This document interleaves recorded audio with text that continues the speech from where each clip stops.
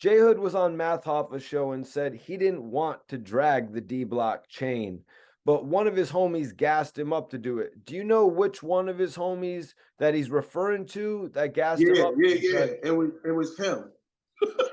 Because he already said he was gonna drag it before we got there. That was the plan, was to drag it, bro. So he capping. And I'm gonna tell you why he capping.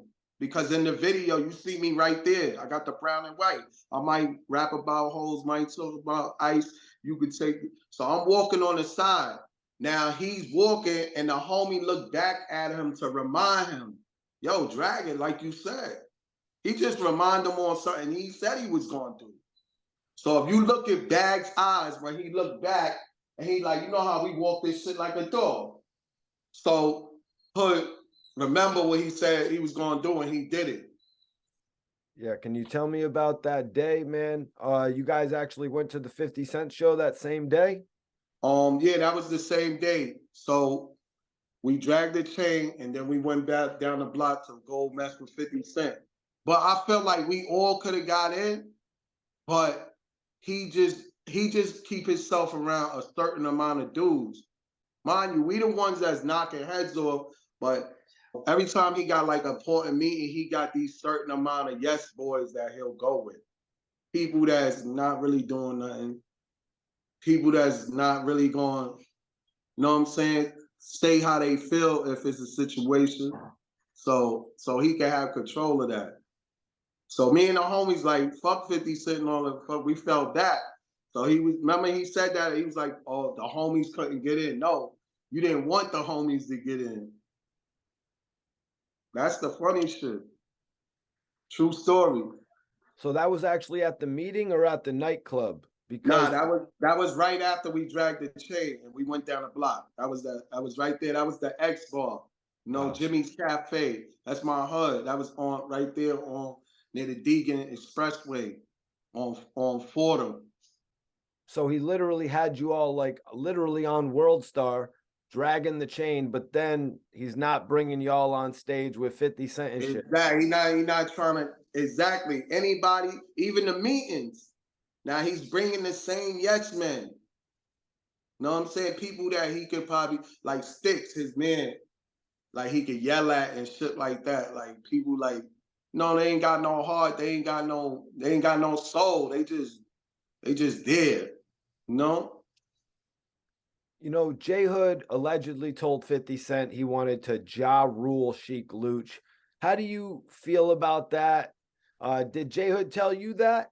And what was your No, no, response to no, J Hood? no. He got a song where he could do it. Now I'm not saying that Luch comeback wouldn't be some mix up and some good boudet, you know what I'm saying? It'll be some funny things to hear. But the things he said about Luch inside that song that he's scared to release, he don't want to release it because he know Luch is gonna pop up on him. He was scared to release it.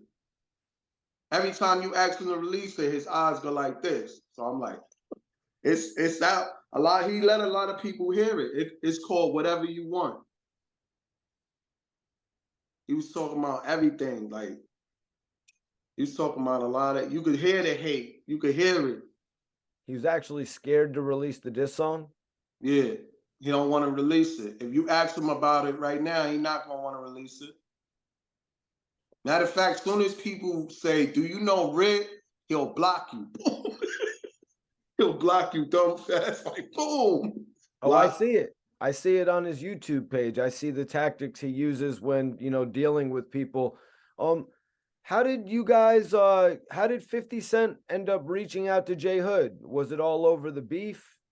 Nah, he has somebody that was connected with 50 Cent to set up the meeting, being that he had this whole plan on what he was gonna do to D Block, and like he felt everybody was gonna be on that, destroying D Block train. But it didn't go that way. The things we thought of and how it was gonna go, it didn't work. I made up all of that shit. D Flop, Jada Piss, Styles, Sweet, Stinking, Shitty Luch, Sean Stinking, Shitty Luch. I made up all of that shit. Even the name of the mixtape, Judgment Day.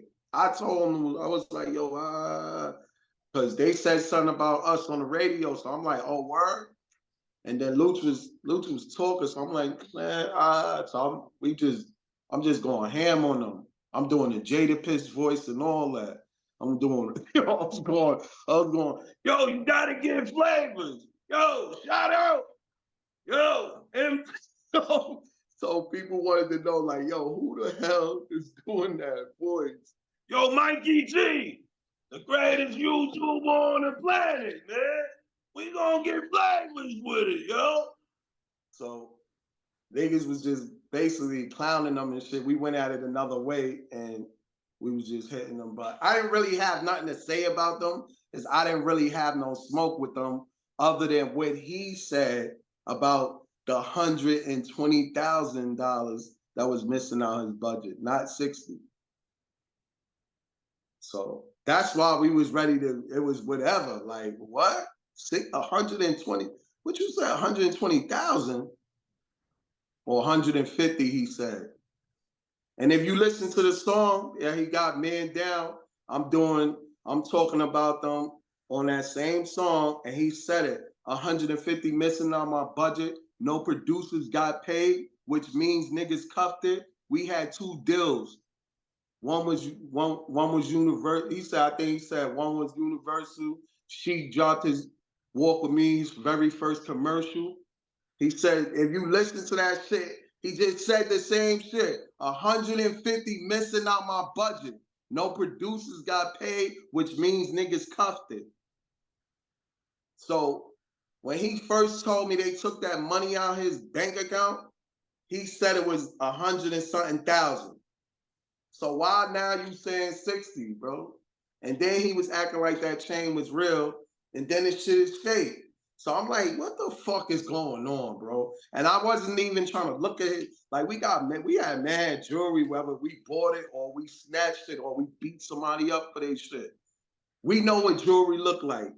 We wasn't looking at his shit to be like, nah, homie, look what the fuck is that? Like we wasn't like, know what I'm saying? We already passed that stage. He got a chain on. Who cares? How much it costs? 20,000. Who gives a fuck? We getting money.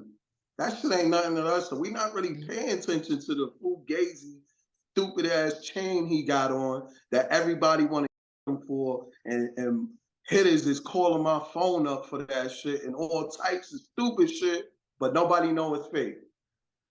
How did the meeting with 50 Cent go? Did he say anything was going to good come out of it? I know ODG would end up linking a deal with E1, but did anything come out of this meeting with 50 Cent from J Hood? I'm going to tell you what came out of it, Mikey T. And this ain't, I don't give a fuck what people saying. I'm giving y'all what it is, and this is what it is. I'm not sugarcoating it. When he took the square fuckers over there that's not actually beefing with D Block, he took one guy over there that's mutual friends with D Block, that's telling them everything he's doing. He's a fucking idiot, bro.